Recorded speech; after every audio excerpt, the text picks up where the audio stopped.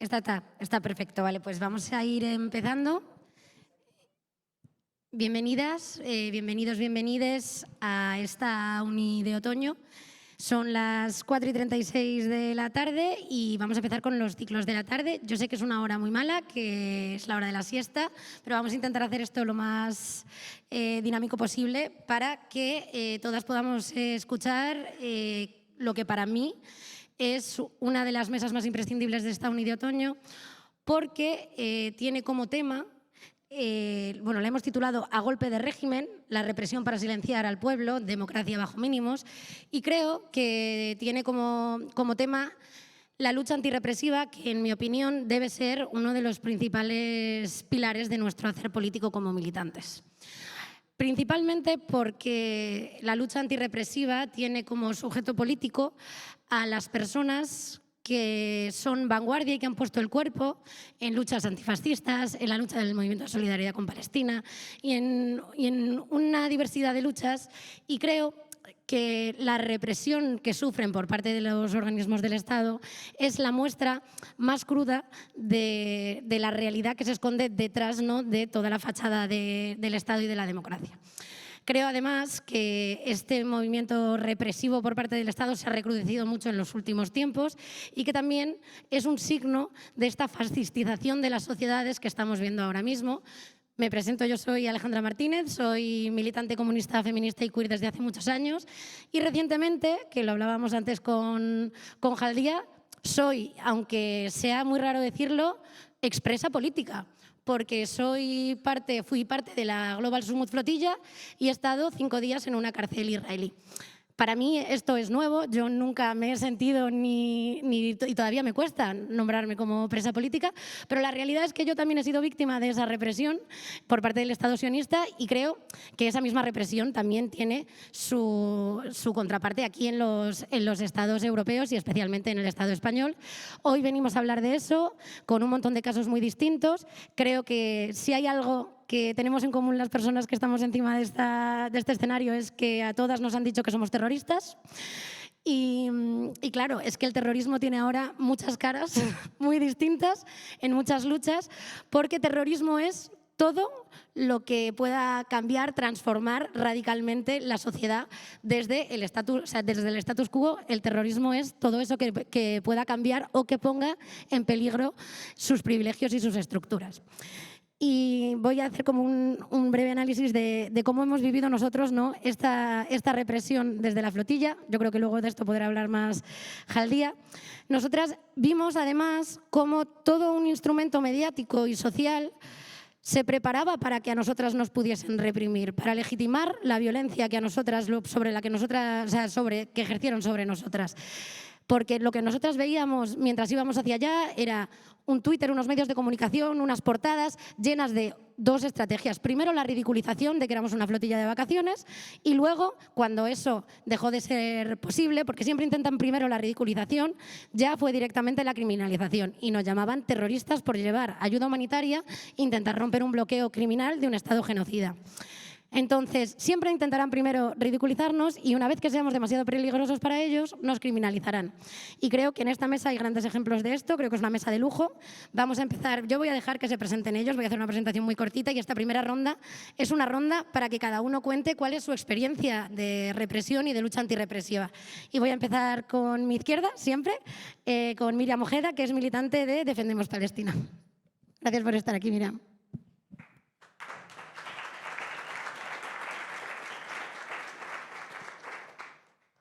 Bueno, primero, muchas gracias por estar a estas horas aquí, que ya sabemos que son malas. Y voy a aprovechar como el primer minuto de este espacio para recordar a los casi 2.000 presos y presas que han sido liberados por la resistencia palestina en las últimas semanas. Creo que una lucha antirrepresiva, sobre todo cuando tiene que ver con la solidaridad con Palestina, nunca puede olvidar a lo que son las flechas de nuestra lucha, que son los presos y las presas que están en las cárceles sionistas. Y sobre todo pues un recuerdo bastante fuerte a aquellos y aquellas que todavía siguen en esas cárceles, ¿no?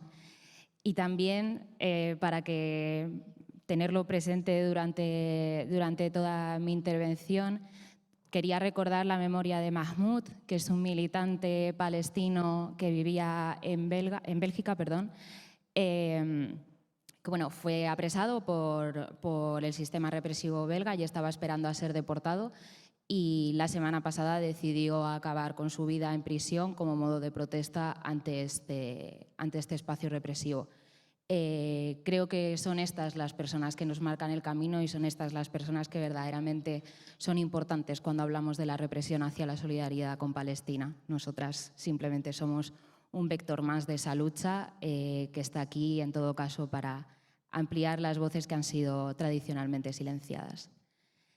Y ahora ya, pasando al caso en particular, pues bueno, yo, como bien ha dicho Alejandra, soy militante de una plataforma antirrepresiva que se llama Defendemos Palestina, y al mismo tiempo también soy militante de Samidun, que es una red internacional de solidaridad con los presos y presas políticas palestinos.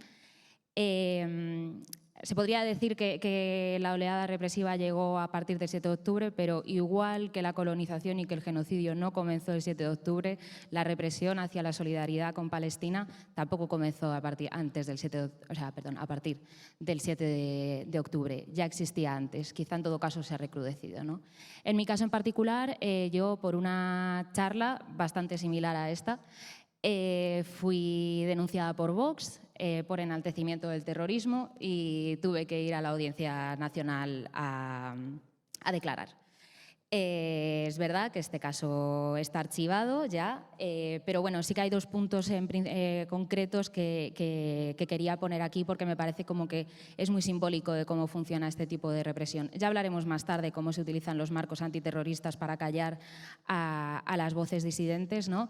Pero en este caso en concreto, por ejemplo, creo que fue bastante obvio cómo la extrema derecha, junto al Estado español y sus herramientas represivas y judiciales, incluyendo el elemento mediático de la cuestión, se pusieron se pusieron todas un poco de acuerdo, ¿no? Para poner en el centro lo que era algo que ellos no podían aceptar, y era que hubiese una serie de personas, una serie de colectivos y una serie de organizaciones que defendíamos el derecho del pueblo palestino a llevar la lucha por su liberación por todos los medios posibles, incluida también la vía armada, tal y como se refleja en el derecho internacional, ¿no? Ya simplemente por correr bastante rápido.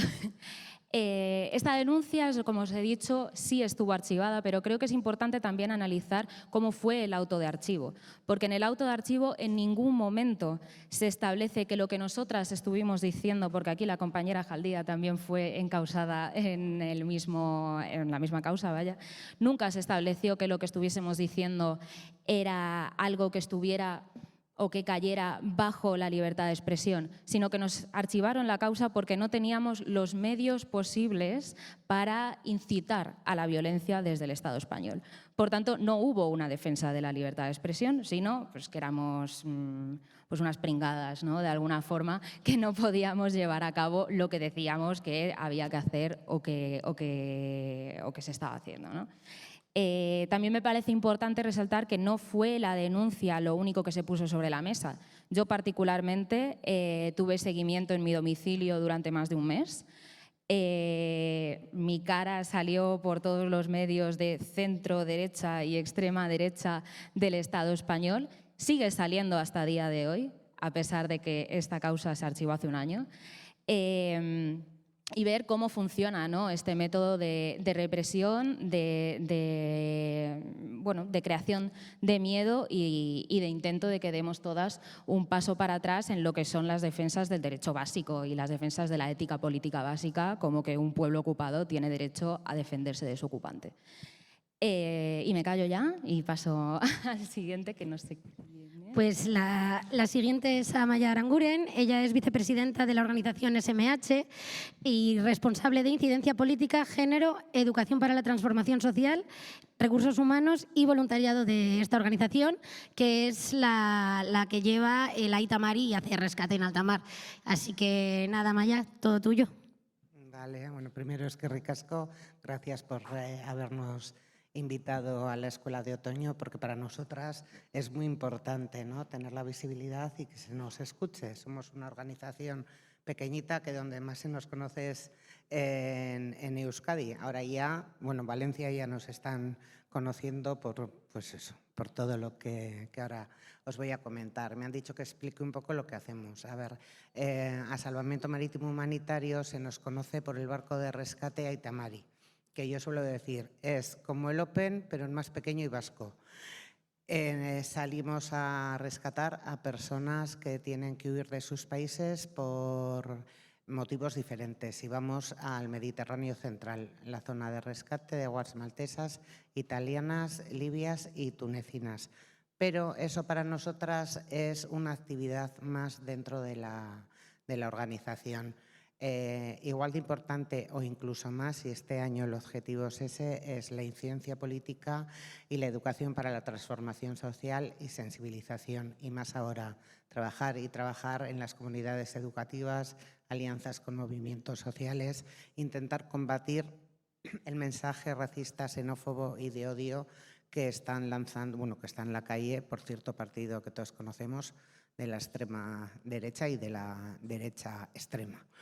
Entonces, en el tema de criminalización, nosotros nos querellamos el año pasado contra un diputado de Vox de la Generalitat de Valencia y contra Vox, partido en Burriana, porque dijo que lo que ha pasado ahora con el Open no es nuevo.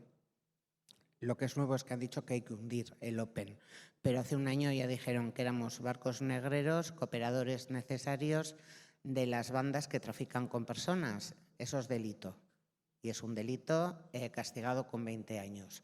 Nosotras creímos que todo no se puede decir. Tú dices algo en contra de Vox, te criminalizan a ti, te meten a la cárcel y tú a ellos no les pasa nada. Entonces decidimos que nos querellábamos. Nuestra abogada es Mónica Oltra, que sabía del tema, pero sí que es verdad que fuimos la única organización que pusimos la querella. La querella la archivaron porque está aforado el señor y contra Vox pues tampoco, la de Vox Burriana no salió. Recurrimos a Fiscalía y también archivaron. Pero bueno, ahí seguimos. Y luego otra manera de criminalizarnos y ahogarnos, porque el ahogarte a una organización es criminalizarte. Es lo que pasa con las tasas de la Generalitat de Valencia, que nos ha cobrado a todos los barcos de rescate que estábamos en la Comunidad Valenciana unas tasas ilegales, porque por ley estamos exentos como organización de labor humanitaria sin ánimo de lucro. Bueno, pues las cobraron con carácter retroactivo desde el 21, nosotros son 80.000 euros. Denunciamos, han aceptado una parte, porque decían estos son unos hippies, les damos esto, pues los hippies somos vascos y cabezones y contestones. Entonces hemos recurrido otra vez por lo que no quieren es, y es un pacto que ha hecho Vox con PP en la Comunidad Valenciana, que no quieren que los barcos de rescate, pues nosotros seguimos estando en la Comunidad Valenciana, no en los puertos que son de competencia de la Generalitat, pero sí en los que son de competencia del Estado, que no pagamos las tasas. Y ahora ya, como Valencia no acoge, pues también estamos trabajando con Juventud e Infancia para el tema de la acogida de los menores. Pues muchas gracias, Amaya. Y ahora es el turno de Jaldia Bubakra. Jaldia es activista palestina, amiga, compañera de Alcarama, Samidun, Masar Badil y compañera también de la Global Summit Flotilla. Gracias por estar aquí, Jaldia. Bueno, en primer lugar, muchas gracias a todas y todos los asistentes que habéis venido a escucharnos y a Podemos y la Alianza de Izquierda Europea por organizar este acto tan necesario. Cuando hablamos de represión y persecución a las activistas, ya lo ha dicho Miriam, nosotras no somos el objetivo. El objetivo es las organizaciones a quien nosotras hacemos llegar la voz, porque nosotras no hablamos en nombre de nadie, sino que hacemos llegar la voz. Cuando hacemos llegar la voz de las prisioneras y prisioneros políticos palestinos, cuando hacemos llegar la voz del pueblo palestino que está pagando un precio muy alto, cuando protestamos y alzamos la voz y hacemos a la gente pensar y reflexionar sobre la propaganda sionista que está impregnando todo en toda Europa y últimamente en el mundo entero, entonces sí somos objetivo de represión para callar nuestras voces y para perseguir a nuestras organizaciones. En nuestro caso, no empezó después del 7 de octubre, ni siquiera empezó con aquella charla que habíamos dado en el Congreso Miriam y yo, donde hemos hablado y nos han querellado en la Audiencia Nacional, solamente por hablar. La persecución empieza antes, en cuanto cualquiera de nosotras empieza a hablar con un grupo de público de 20, de 25, de 30, o a salir a la calle a manifestarse o a publicar en las redes sociales, a traducir qué es lo que está pasando en Palestina y con los palestinos y palestinas para que el mundo aquí sepa qué es lo que está pasando. Entonces empieza la persecución a través de la prensa y los medios de comunicación de la derecha y extrema derecha. Cuando empiezan a difamarnos y a llamarnos filoterroristas, en Diario OK o en otros, es cuando ya están preparando el terreno para que cualquier cosa que digamos o que hagamos o que se haga contra nosotras esté justificada. Es lo mismo cuando dicen a la resistencia palestina, la llaman organizaciones terroristas para justificar todo el genocidio que hemos estado viviendo en vivo y en directo desde hace 2 años. Entonces, a nosotras, cuando nos tachan de terroristas, entonces ya están preparando la opinión pública, los medios, las autoridades, para que estas personas sí es verdad que puedan ser investigadas, perseguidas. La persecución no solamente es cuando nos querellan, sino cuando, por ejemplo, a una trabajadora como yo la cierran las cuentas bancarias. Es que te cierran todas las ventanas y todas las vías por las que intentas vivir o hacer tu activismo. Y no solamente soy yo el objetivo, sino el objetivo es intimidar y amedrentar a toda la gente que esté alrededor nuestro.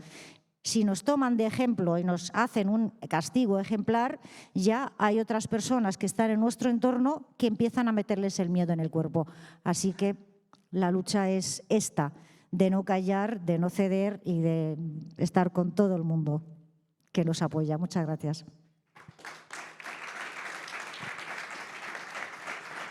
Gracias, Jaldia. Ahora es el turno de Josué Viccidomini, que es miembro de la Unione Juvenil Sinistra de Italia.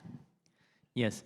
First of all, excuse me for speaking English, but yo puedo escuchar en español, pero no lo hablo muy bien. It's a real pleasure to be here.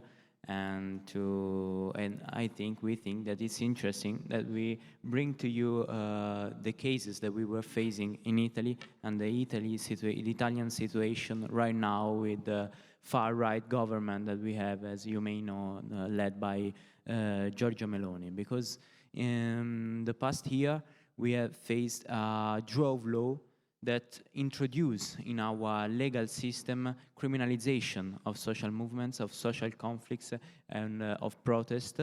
And we think that it draw out like an internal enemy in our society.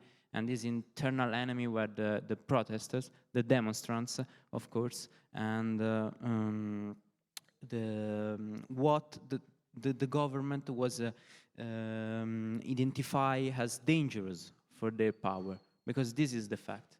The repression always comes when you are pointing at the right place, at the right focus. You're focused on the right thing. And so in these years, we were doing exactly these things, and so repression arrived. And I think that in order to explain you what we were facing in Italy, we can follow 2 lines. And so, because first of all, they introduced new penal crimes. So there has been 14 new penal crimes introduced in our legal system that before didn't exist. And something that before was allowed it to do in the streets, in our demonstration, in our protest, became penal crisis and penal crimes, and so they were persecuted as penal crimes. And then they increase the severity of some penalties that already existed. So the aim was exactly what I think that the comrade was saying before, so to frighten us, to put us fear, because they are criminalizing this, the protest and the methods that we were using. And another things, and then I try to give you some specific idea, is that they were criminalizing and they were identifying as dangerous some precious methods used by precious social movements. For example, the climate change activists that were doing blockades in the streets. Before, the blockades in the streets were like an administrative offense. So you have to pay a fine after you do that, and it's okay. And then it turns out to be a penal crime. So you have persecuted, you can go to jail for a blockade in the streets.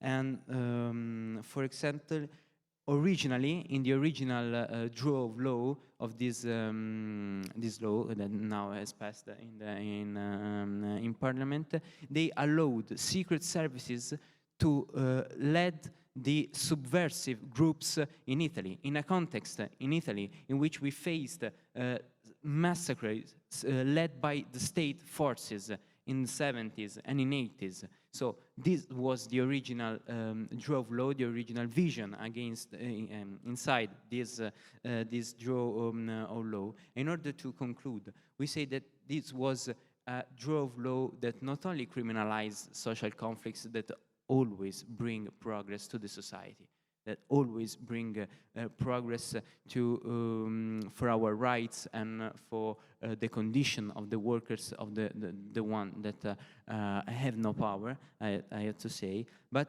it demonstrates the real face of our government. There's a classist government, a racist government, and a government that is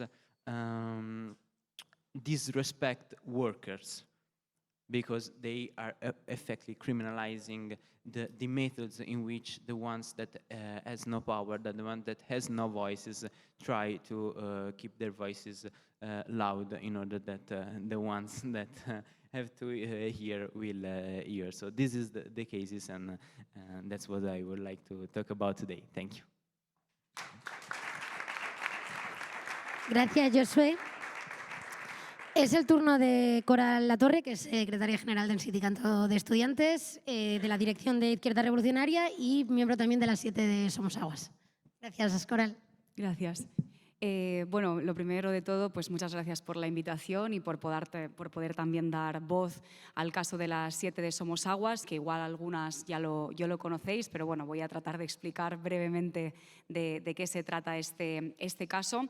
Igual sabéis, el 13 de febrero de este mismo año se produjo una protesta antifascista muy numerosa en la Facultad de Ciencias Políticas de la Universidad Complutense de aquí de Madrid, en la Facultad de Somos Aguas, porque se había anunciado por parte de una asociación que se llama Libertad Sin Ira, que son realmente los cachorros de Vox y del Partido Popular en la universidad, que se iba a celebrar un acto al que había sido invitado Iván Espinosa de los Monteros.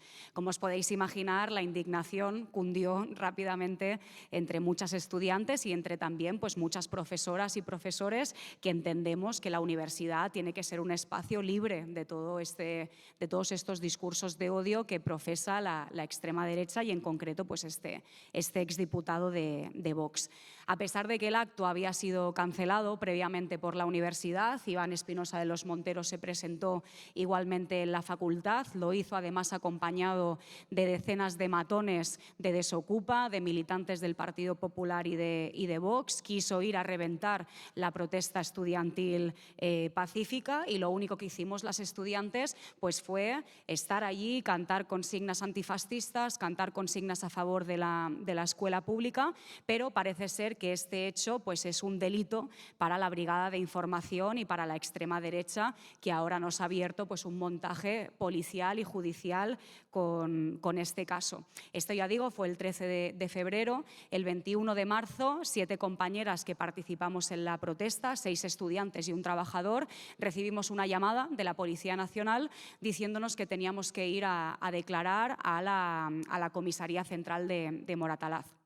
El día en el que fuimos nos detuvieron, nos ficharon y nos dijeron que se nos acusaba de delitos de coacciones, de delitos de desórdenes públicos y también de delito de odio. Y el propio 14 de abril, también digo todo esto para que veáis la rapidez con la que fue todo, el propio 14 de abril tuvimos que ir a declarar a la comisaría, ante el juzgado de instrucción número 1 de Pozuelo de Alarcón.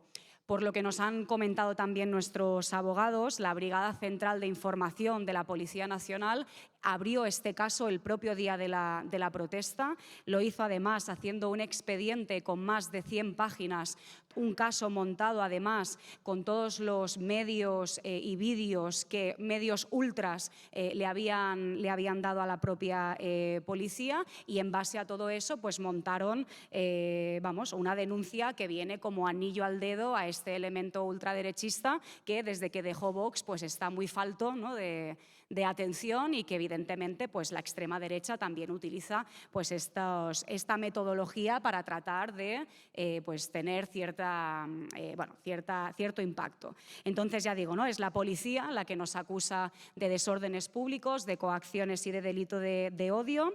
Es la jueza además también la que, tras tomar declaración a Espinosa de los Monteros sin la presencia de nuestros abogados, le invita a personarse como acusación particular, y evidentemente Espinosa de los Monteros dice que sí, lo hace con bastante entusiasmo, por lo que podemos ver también en sus redes sociales. Y claro, es bastante indignante que se nos acuse a 7 personas de delitos de odio cuando este personaje no se ha cansado de difundir mensajes de odio él mismo. Un hombre, un personaje que es conocido por difundir que la violencia machista no existe, por animar a que se deroguen leyes que protegen a las mujeres contra la violencia de género, que dice que las personas LGTBI están enfermas, un racista de manual, una persona que reivindica la dictadura franquista y que odia a toda la izquierda en general. Entonces, evidentemente, pues no consideramos que el único odio que hubo en esa protesta antifascista es el que defiende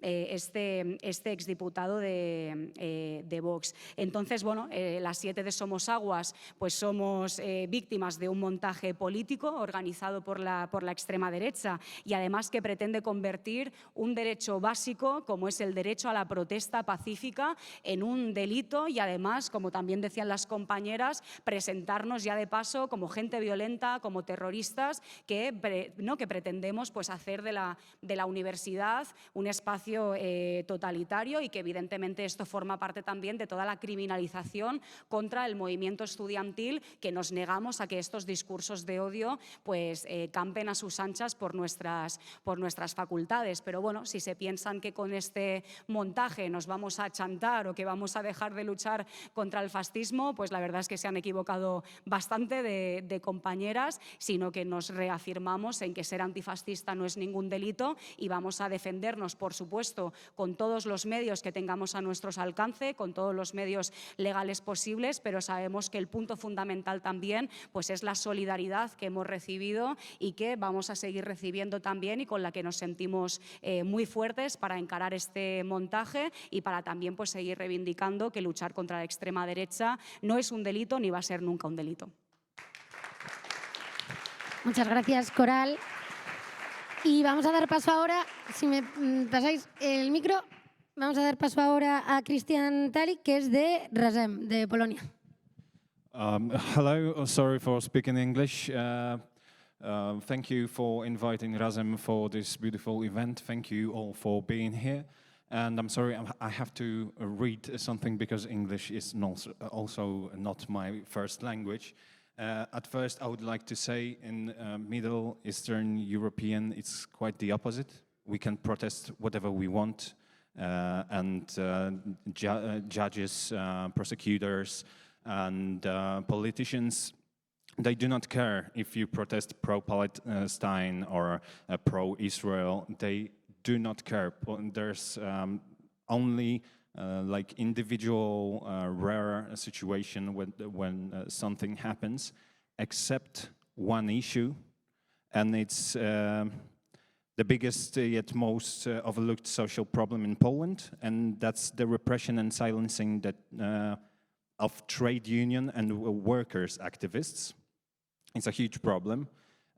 This is not about like dramatic courtroom battles.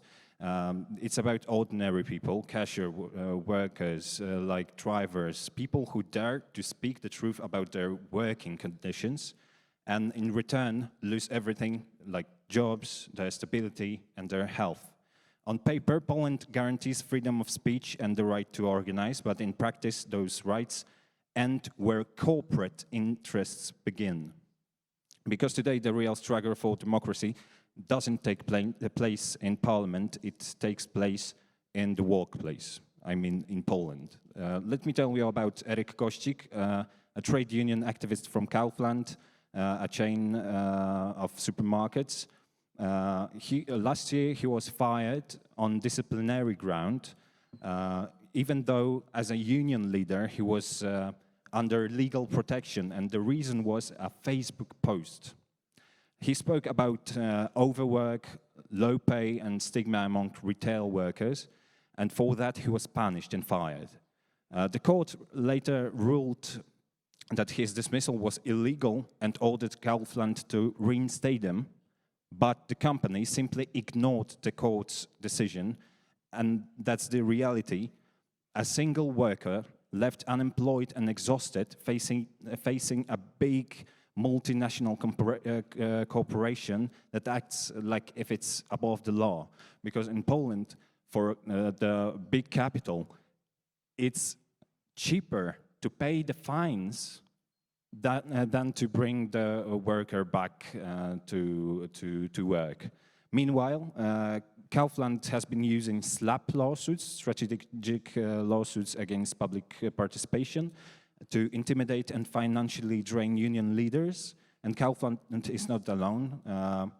Among Żabka franchisees and Sweet Gallery stall owners, people are pressured into silence by legal threats and contractual penalties, like obtained a court order.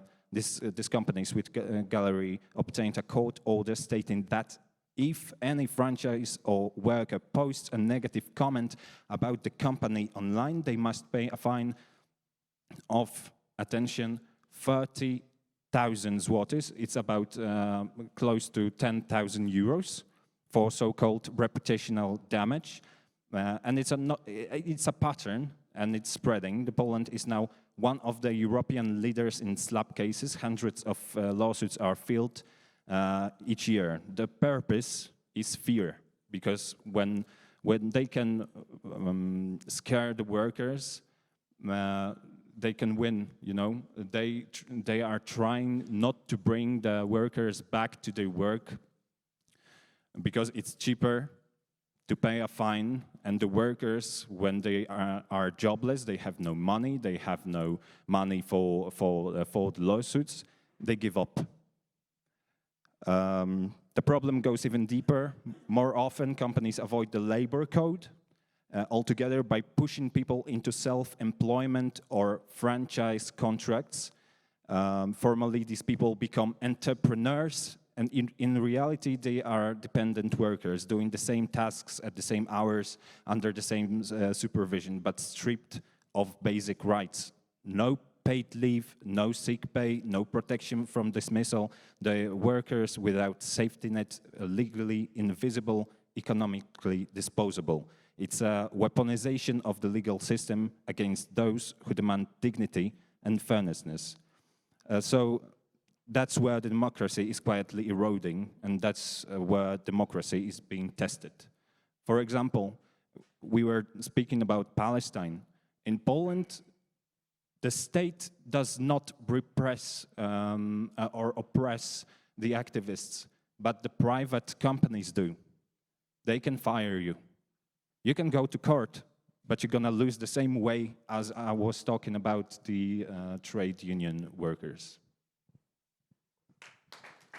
Thank you, muchas gracias. Y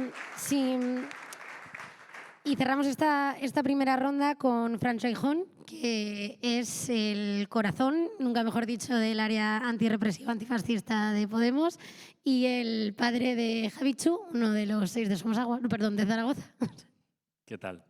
Bueno, gracias a todos los que os habéis currado también la uni de otoño, que estáis por aquí currando, a todos los compañeros, las compañeras con las que compartimos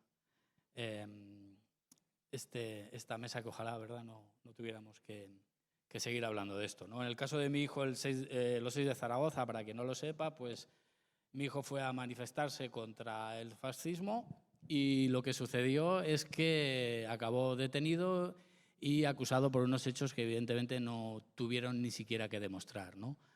Después de un periplo de 3 sentencias distintas, donde los tribunales ni siquiera coinciden en la forma de actuar de los chavales, pues se comen 4 años y 9 meses en una sentencia firme del Tribunal Supremo. Lo que queda en evidencia durante todo el caso es que da igual que nosotros aportáramos un peritaje de un vídeo donde se ve claramente que las personas que están ahí lanzando objetos a la policía no son ninguno de los 6 de Zaragoza, y eso da igual porque el juez en primera instancia, el señor Carlos Lasala, ya tiene decidida la sentencia y se van a comer cárcel sí o sí. Este juez es un juez muy conocido en la ciudad porque metía presos a todos los insumisos y, bueno, pues porque es un señor que presume de ideología ultraderechista, tardofranquista, fascistas de toda la vida, y que en España han demostrado que además tienen la posibilidad de ejercer influencia en todo lo demás. La primera sentencia rebota en la segunda, donde de los 6 años se pasa a 7 años, que parece que nos están diciendo, como hacéis mucho ruido, pues toma un añico más de cárcel, y finalmente el Tribunal Supremo hace una especie de totum revolutum y decide que 4 años y 9 meses va a estar bien, que total ya supongo que es bastante hostia para los chavales, ¿no? Por supuesto, todo esto no sucede solo, sucede porque hay patas necesarias, es una mesa con una pata policial, hay unos policías que deciden mentir en un atestado y decir, como tengo que coger a 6, que parece que un número que les gusta, 6, 7, hay unos números ahí que tienen ellos, sabrán, pues cogen a estos 6, entran en un bar, mi hijo estaba tomando un café con leche, siempre ha dicho él decía mucho eso, que de lo que se sentía más culpable es de haberse tomado ese café con leche, ¿no? Es que fue digamos, el resultado de que terminara detenido. Y después, pues ya te digo, en los juicios no hizo falta demostrar absolutamente nada.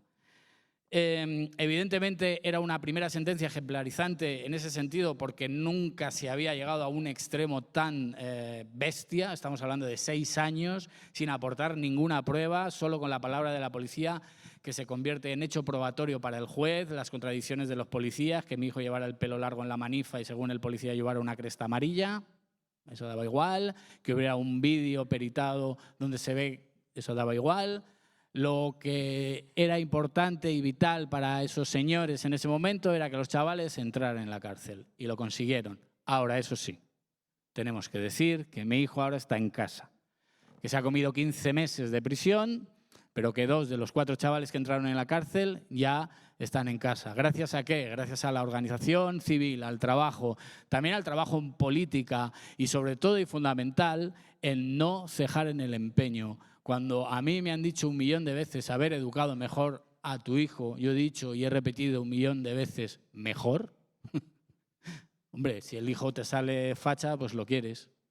Lo llevas al médico, al psicólogo, por si le faltó oxígeno al nacer, pero tú le quieres. Evidentemente, si tu hijo te sale antifascista, además de quererle, estás orgulloso de él.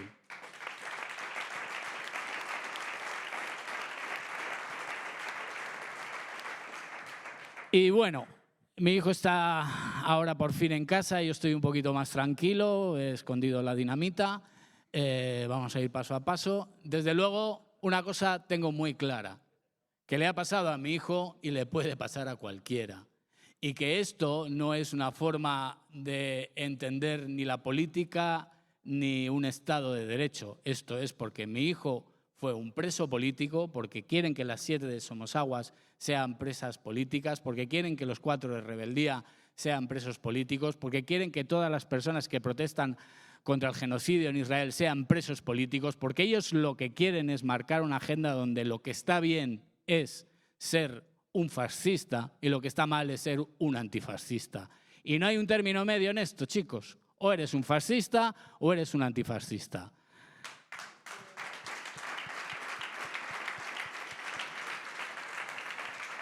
Y ya termino, y así dejo a Pablo tranquilo, a Diego. Y sobre todo, y fundamental, no se ha hecho justicia. Yo quiero que el señor juez Carlos Lasala pague por prevaricación. Quiero que esos policías que mintieron en el atestado paguen porque cometieron un delito. A mí, hasta que todo eso no suceda, jamás se habrá hecho justicia. Mi hijo, con el indulto, ha tenido que reconocer la culpa de algo que no hizo. No podemos estar pidiendo mínimos. Tenemos que exigir el cielo, porque nos corresponde, joder.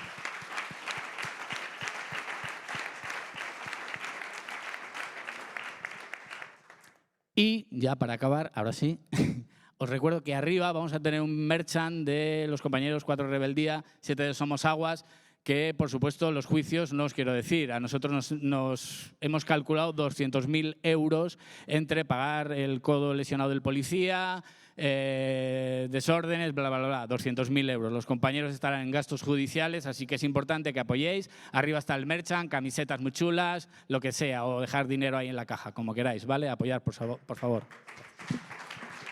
Gracias, Pancho. Bueno, no sé si me escuchas, sí, ¿no? Vale, vamos fatal de tiempo. Voy a hacer una cosa poco ética, que es que nos vamos a saltar una pregunta, ¿vale? Porque la segunda pregunta os la voy a responder yo. La pregunta era, ¿está el poder intentando callar la disidencia? La respuesta es sí. O sea, ¿está la democracia bajo mínimos? La respuesta también es sí. Entonces, pasamos a la última pregunta, ¿vale? Os pido, por favor, brevedad, porque es que tenemos un poquito más de 40 minutos, ¿vale? Para todas y todos, y me encantaría escucharos a todas, ¿vale? Entonces, la tercera pregunta es, ¿qué creéis que puede hacer la sociedad organizada frente a esta represión y a este recrudecimiento de la represión? Y empiezo contigo otra vez, Miriam.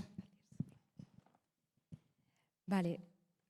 Yo voy a decir una cosita de la anterior pregunta que no se me puede quedar en el tintero. Creo que efectivamente está la democracia bajo mínimos, pero es que nunca hubo democracia como tal.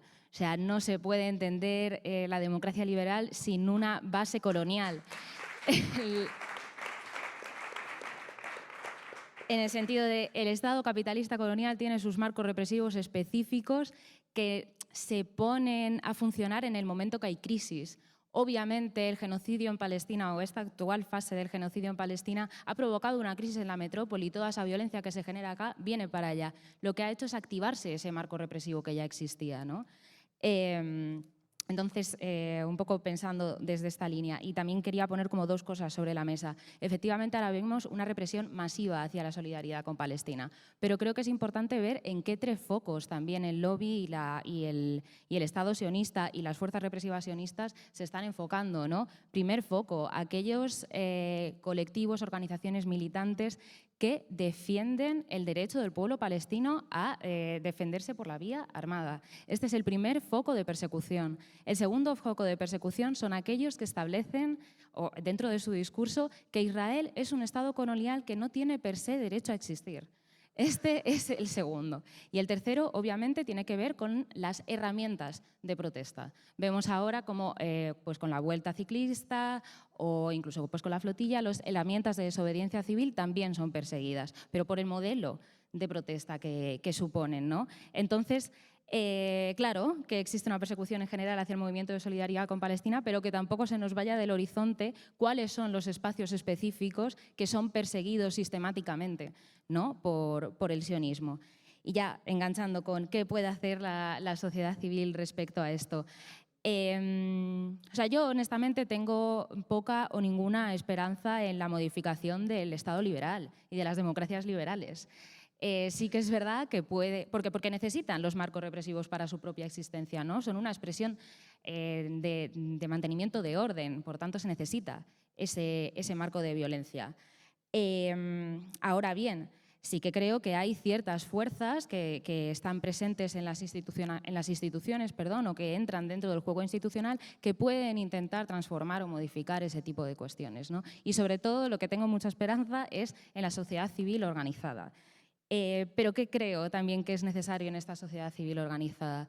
Creo que ahora mismo hemos llegado a un punto en el que se necesita un antipunitivismo radical, de clase y antirracista. Escuchaba a Francho ahora mismo. Creo que nos debe dar igual lo que hace la gente para protestar. A mí nadie me tiene que convencer que tirar una valla está mal o que yo no tiré esa piedra. Estamos en un momento concreto en el que vivimos un genocidio. Vemos cómo el fascismo avanza, vemos cómo las clases trabajadoras están en constante precarización, tanto material como respecto a sus derechos. Creo que tenemos derecho a utilizar vías de protesta para ponernos en contra de esto. Y este antipunitivismo y esta solidaridad, tanto internacionalista como de clase, no puede ser juez. O sea, no podemos asumir esta perspectiva punitivista dentro de nuestras organizaciones y dentro de nuestra solidaridad. Por tanto, yo lo que diría sería un poco esto: antipunitivismo de clase y antirracista radical, solidaridad material, como ha dicho Francho, los juicios salen muy caros, las persecuciones salen muy caras y que te echen del curro todavía más. Y solidaridad política hacia todas las formas de lucha que van contra el poder. Le toca a Maya. Hola. Bueno, pues yo tengo mucha esperanza en la sociedad civil, que no pare, porque somos las únicas que podemos hacer esto y que se mueva sin protestas. Mi ama, que tiene 85 años, me decía, es que sin protestas nunca se ha conseguido nada. Ni hemos conseguido la jornada laboral de 8 horas, ni hemos conseguido derechos de las mujeres. Dice, mira, yo me casé en el año 63 y vine del viaje novios el 1 de mayo con la maleta para ir a la manifestación. Eso hoy no lo vemos. Yo que soy una ya mayor, sí que vemos, por lo menos en Euskadi, quitando el movimiento feminista, sí que la juventud está un poco parada, y encima le está calando el mensaje racista, xenófobo, que está calando de ciertos partidos.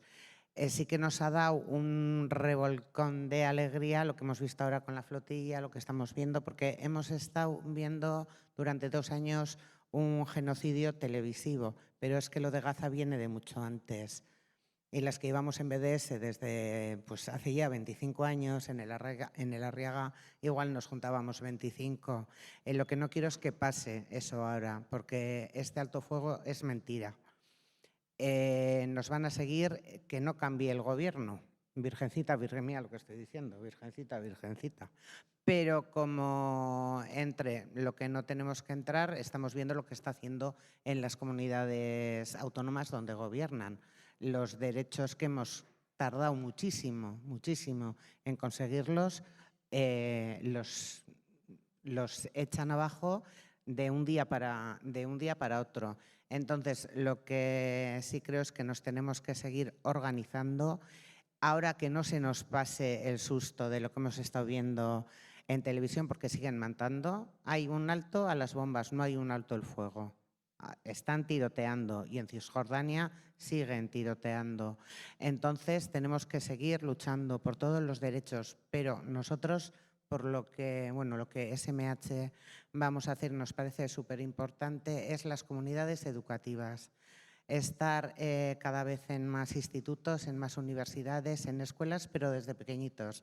Nosotros vamos desde infantil, porque a través de las niñas y de los niños llegas a los padres. Entonces, combatir. Nosotros les enseñamos el barco con las banderas y por qué es por la bandera palestina, la bandera LGTBQ+, la bandera antirracista, la Ongi Etorri Refugiatua, bienvenidos refugiados, la antiagresión es feminista. Entonces, creo que La educación es uno de los sitios donde si queremos movilizar, sobre todo en cuarto de secundaria, en bachiller y en primero y segundo de la universidad, es donde tenemos que estar. Y luego yo suelo terminar las charlas diciendo, ¿no?, que si quieres llegar pronto, vete solo, si quieres llegar lejos, vete acompañada. Entonces, si vamos todas acompañadas, si estamos todas donde tenemos que estar, denunciando la injusticia social, pidiendo justicia, y si hay que tirar una valla, se tira, que no pasa nada, que otros pegan patadas y rompen piernas y no les pasa absolutamente nada, o pegan porrazos y te sacan un ojo, te tiran una bola. Ya sé que se está grabando, pero es verdad lo que está pasando. Entonces, yo creo que tenemos que seguir, que esta ola que ha salido desde hace dos, sobre todo desde la Vuelta Ciclista, que empezamos los de Bilbao, me tengo que poner, tenemos que seguir luchando, tenemos que seguir estando en la calle y tenemos que seguir ocupando espacios.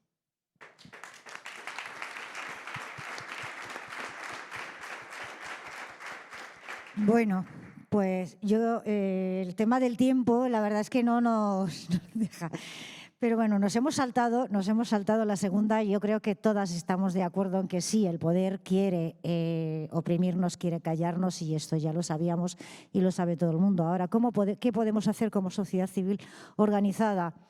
Nosotras, como sociedad civil, como organizaciones que ya estamos funcionando, cada una de nosotras representa a una o varias organizaciones, ya lo estamos haciendo, es a través de, al otro lado. Tenemos que seguir organizándonos, pero yo quiero hablar desde el lado de lo que vengo a representar, la causa palestina. Tenemos que perder el miedo.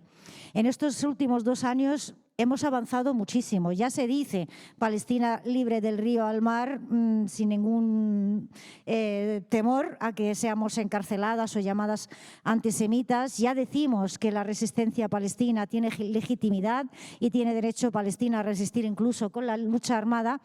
Lo que no podemos es seguir diciendo viva la resistencia palestina en abstracto sin hablar con la resistencia palestina. Hay que romper este muro y tener y abrir canales de comunicación con los grupos que representan a la resistencia palestina. No podemos seguir permitiendo que una autoridad palestina que no ha sido elegida por el pueblo palestino siga hablando y firmando en nombre del pueblo palestino, mientras los que están poniendo el cuerpo y la vida y están defendiendo los derechos del pueblo palestino sean tachados de terroristas por la islamofobia. Así que es muy importante que abrir canales con la resistencia y los representantes de la resistencia, escucharles, dialogar con ellos es algo muy importante. No podemos hablar de resistencia sin hablar con los que están llevando a cabo esa resistencia palestina. Ya lo han dicho las compañeras, no voy a repetirlo, organizadas y en colectivo y abiertas y con pensamiento crítico, y a por todas, a por todas. No podemos mantenernos en salir a la calle, gritar, manifestarnos y volver a casa y ya está. Tenemos que ir a por las barricadas, a por las huelgas, a por todo. Y aunque nos rompan una pierna, porque allí están cayendo bombas y están destrozando a todo un pueblo. Así que no perdamos el miedo y sigamos adelante. Gracias.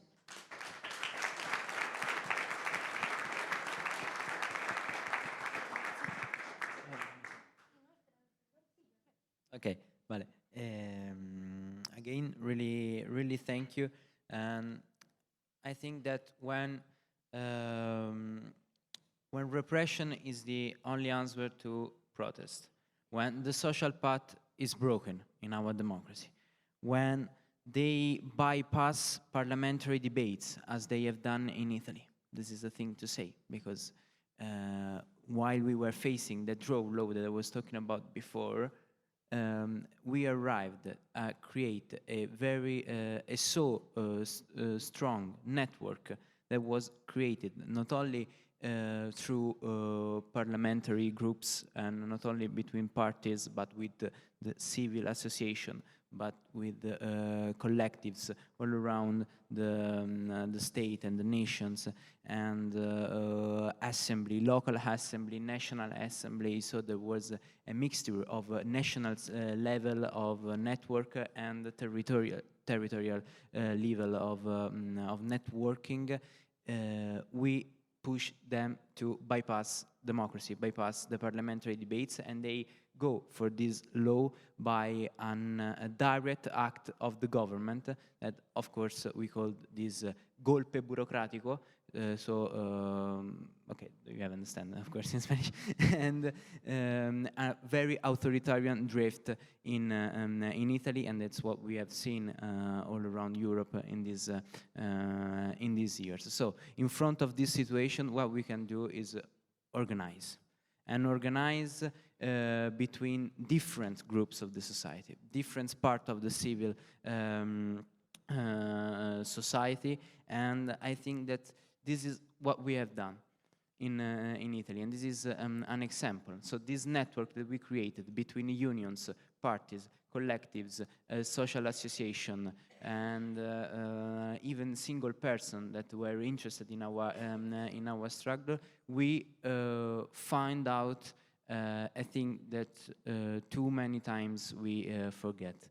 That united we have an incredible strength. That if we are able to create unity over differences, over diversities that are still important, but we manage to act like a collective one body, we have an incredible strength, and we have demonstrated in Italy this in recent days, in which when the flotilla has blocked exactly evening when the flotilla was blocked, we were in the streets, and we block every cities, every streets, and not for one day but for a week, and then we call a national demonstration in Rome, and we were 1 million people in Rome blocking again after weeks of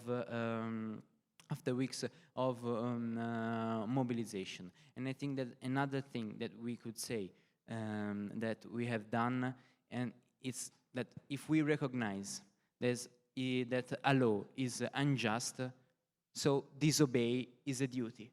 So quando una ley es injusta, la desobedienza es un deber. We have done exactly this. So in these weeks of mobilization, we have had a mass disobedience to the law and mass disobedience to the unjust law that try to criminalize dissent and criminalize protesters, and we frighten them. And we know that we frighten them, that they are scared of us because we were united, and because after weeks of mobilization, again, we are facing right now, in these days, another turn of authoritarian state, another kind of repression. But the thing that we have to do is to resist, fight back together, and to organizing to create unity over our diversity. And in Italy we say to the work, to the study, to the struggle. So thank you again to inviting us, and it's a pleasure.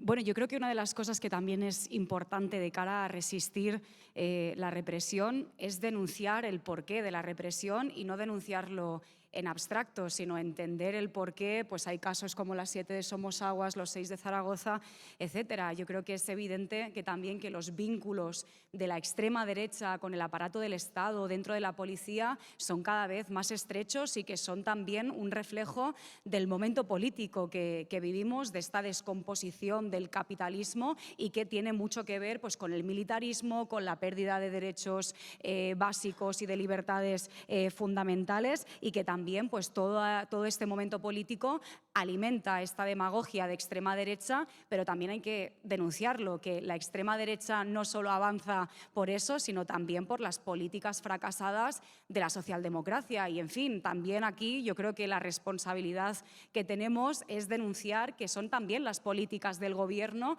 las que permiten que la represión avance, porque si existiera una voluntad de verdad de pararle los pies a los fascistas, de derogar la ley Mordaza, de no comprar el argumento racista de la extrema derecha, pues no estaríamos hablando de todos estos casos. Sin embargo, pues el Gobierno del PSOE y Sumar se resisten a hacer todo esto.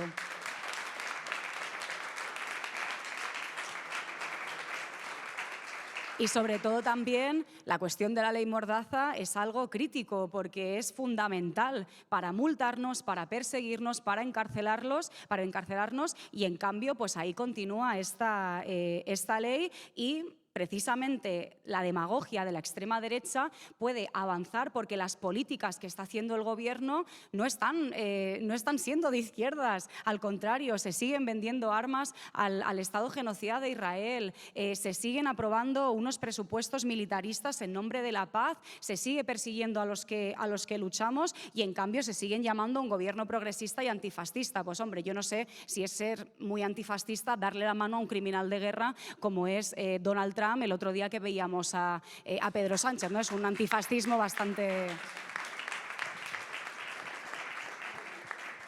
Entonces, bueno, yo creo que también el punto es prepararnos para todo eso y hacer frente no solo al antifascismo, no solo hacer frente a los fascistas, sino a esos antifascistas de postureo, como estamos viendo con el Gobierno, que lo que hacen es ponerle una alfombra roja a la extrema derecha y que evidentemente tenemos que ser nosotras y nosotros quienes pongamos el cuerpo para frenar el avance de los fascistas. Yo creo que en estas últimas semanas toda la respuesta social que ha habido en solidaridad con el pueblo palestino para denunciar que este acuerdo de paz es una farsa, que tenemos que seguir movilizándonos, ha sido muy importante porque no ha sido simplemente una movilización a favor de Palestina en contra de este genocidio atroz, sino que también ha sido una movilización profundamente antifascista, de señalar que aquí Almeida, Ayuso, Abascal son quienes están aplaudiendo todo este genocidio y que son los mismos que nos joden la vida a la mayoría de nosotros todos los días, y además yo creo que la juventud ha estado en primera línea de esta batalla y por supuesto que hay jóvenes y hay cayetanos y hay pijos que giran hacia la extrema derecha y hay cayetanos que se ponen la bandera de España y salen al barrio de Salamanca a gritar barbaridades, pero que no nos engañen, que aquí hay centenares de miles de jóvenes que somos antifascistas, que somos antisionistas, que somos anticapitalistas y que lo estamos demostrando en los hechos. Así que esa también es nuestra mejor organización y es la mejor batalla que podemos dar contra toda la represión que va a continuar, pero que no tenemos que esperar a que ningún gobierno y que ninguna institución pues haga algo por nosotros, sino que tenemos que ser nosotras mismas quienes les paremos los pies a estos que nos quieren hacer retroceder a las épocas, ¿no?, que nuestros abuelos y nuestras abuelas vivieron, pero que hay centenares de miles de jóvenes que no lo vamos a permitir.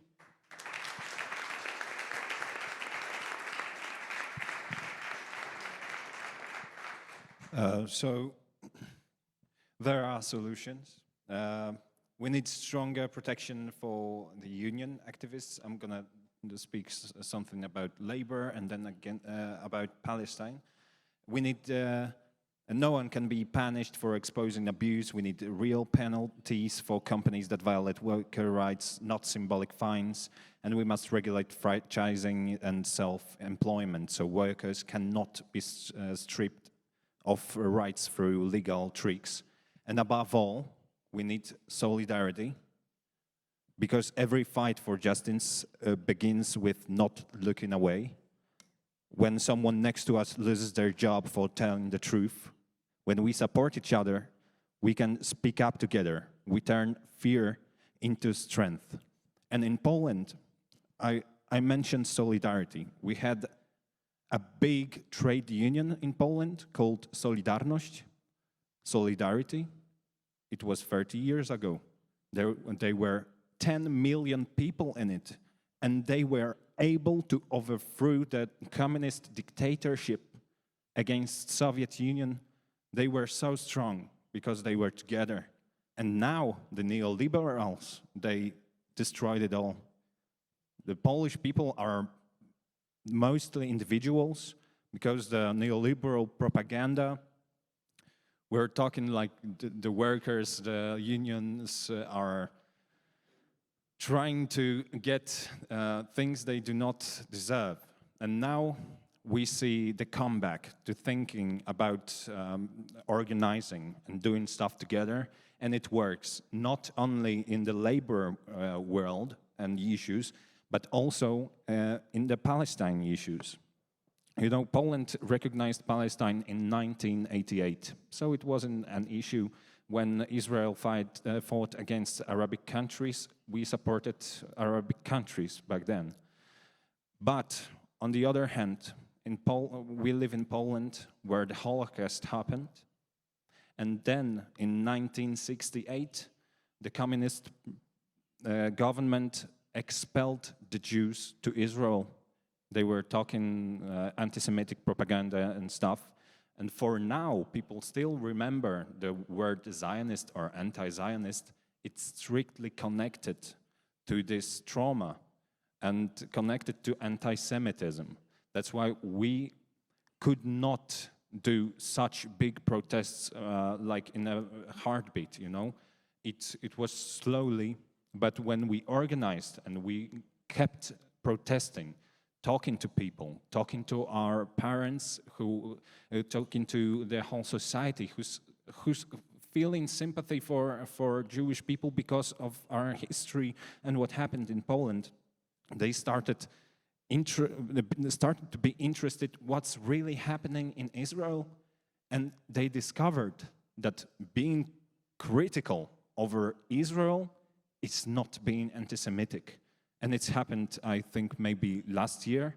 And now in Poland, it's very popular opinion, like the vast majority of people became pro-Palestine. But 2 years ago, when the 7th of October happened, people were pro-Israel. But the organization, the demonstrations, the left and the activists united made that happen, so people believed in the truth. So I refer to what the comrade says. We must unite, we must organize, and we must be in solidarity. Thank you.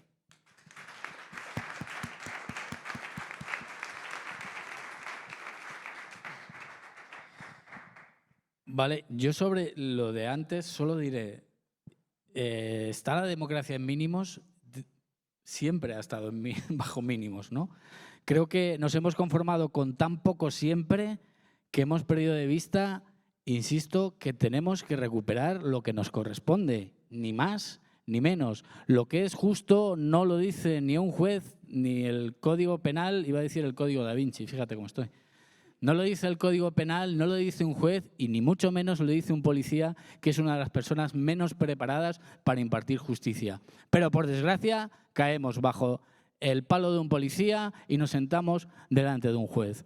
Nos tenemos que recuperar de esto y tenemos que empezar a organizarnos de verdad. Y no podemos poner peros. El otro día las compañeras de Futuro Vegetal mancharon el lienzo terrible de un pintor mediocre y había demasiados peros incluso delante de gente de la izquierda, ¿no?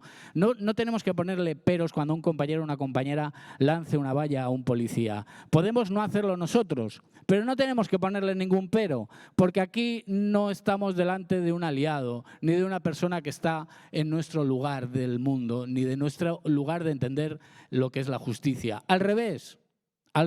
Y hay que decirlo claro. Y es posible que nos pueda costar entrar en prisión, pero la policía es el enemigo, el juez es el enemigo y las políticas del Partido Socialista y Sumar son el enemigo. No, el enemigo no es solo Vox, no es solo el PP. Y da igual que gobierne Vox y PP, las cosas van a seguir igual. Y podría darse el caso que Vox y PP deroguen la ley Mordaza, porque la ley Mordaza les importa un pepino en el fondo y quedarían súper bien como Aznar quitó la mili. Y no pasa absolutamente nada, seguiría pasando exactamente lo mismo, porque hay jueces, como en el caso de mi hijo, que consideran que pueden condenar a alguien aplicando la coautoría. Véase que si tú participas en una manifestación donde hay un tío que tira una piedra, pues tú también eres responsable. Entonces, ¿qué más te da tirar la piedra que no? No, vamos a verlo desde el otro lado. Pues si me van a acusar de lo mismo, pues ¿por qué no vamos a tirar la piedra? Insisto, yo creo que nadie tiene que ir a una manifestación obligado a hacer nada, pero no tenemos que criticar ni poner peros a todo aquel que esté en una manifestación para solicitar, pedir cualquier tipo de cosa, causa justa, y le pongamos peros, porque nosotros mismos nos vamos a estar frenando siempre y eso es un problema.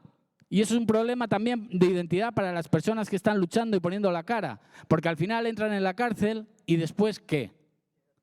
¿Los señalamos encima? No, tenemos que estar con ellos, con sus familias. Y otra cosa importante también, algo que mide la democracia, se dice que son los centros penitenciarios. Yo, por desgracia, he estado 15 meses visitando a mi hijo en un centro penitenciario. Y desde luego el centro penitenciario es un lugar donde entran las personas pobres, con faltas de recursos,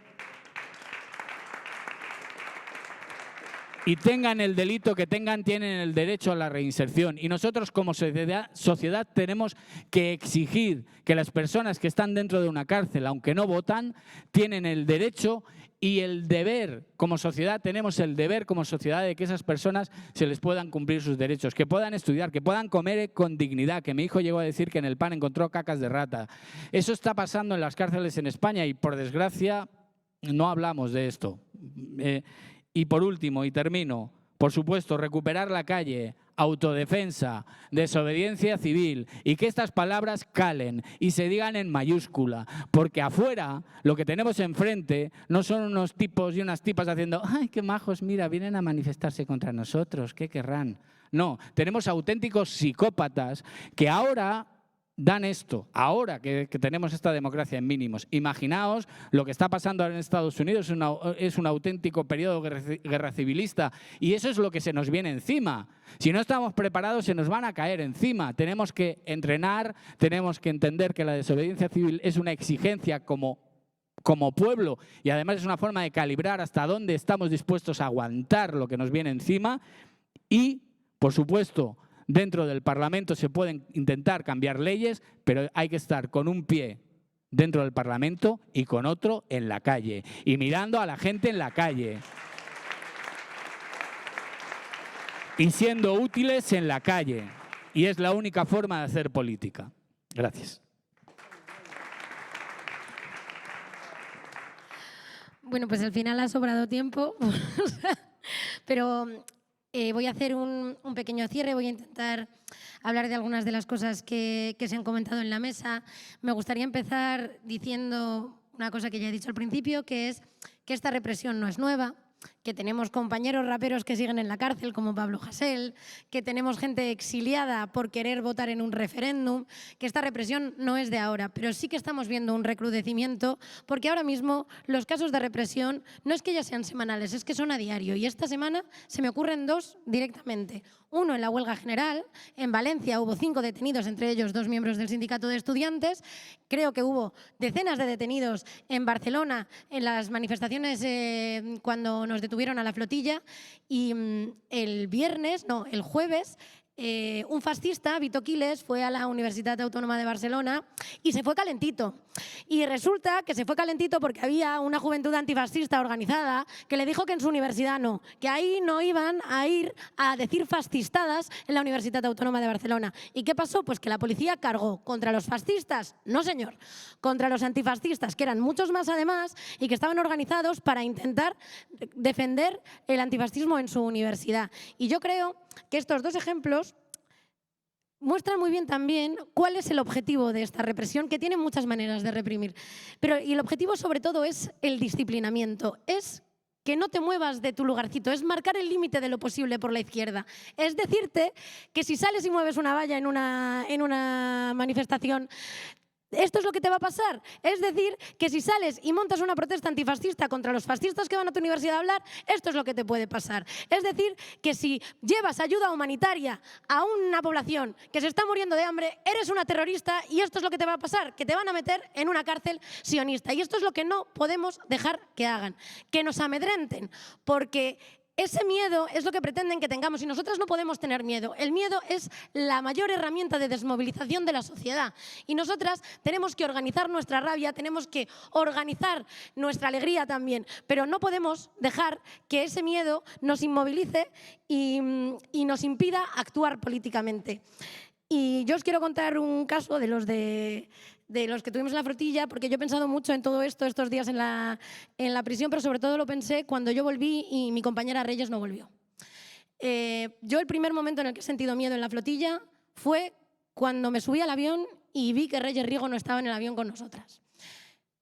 Y los días pasaban y Lucía y yo estábamos aquí y sabíamos y pensábamos y todas las de la flotilla estábamos agobiadísimas pensando, cada día que pasa el silencio es mayor, cada día que pasa el olvido es mayor. Y yo pensaba en ti, Francho, compañero, y pensaba, ¿cómo tiene que ser un año entero viviendo esto con una compañera dentro, sabiendo que cada día cuenta, que cada día que no la tengas en casa cuenta y que cada día es menos gente la que tiene los ojos encima de esa persona que está en prisión? Y no podemos olvidarnos de la gente que está en prisión, porque lo que pasa dentro de las prisiones, o sea, la prisión es un muro que hace invisible todo lo que pasa dentro. Nadie habla de lo que pasa dentro de las cárceles. Y tenemos que hablar de lo que pasa dentro de las cárceles porque es una barbarie, porque a las cárceles solo entra gente pobre, porque las cárceles son lugares en los que no existen los derechos humanos, en los que las privaciones son constantes. En Palestina ni te cuento, pero aquí también. Y es un movimiento, el antirrepresivo y el anticarcelario, que tenemos que seguir organizando y que tiene que ser punta de lanza, porque abajo los muros de las prisiones, absolución a todos los encausados por la solidaridad con Palestina y por luchar, libertad a todos los presos por luchar y viva Palestina libre, del río al mar por todos los medios.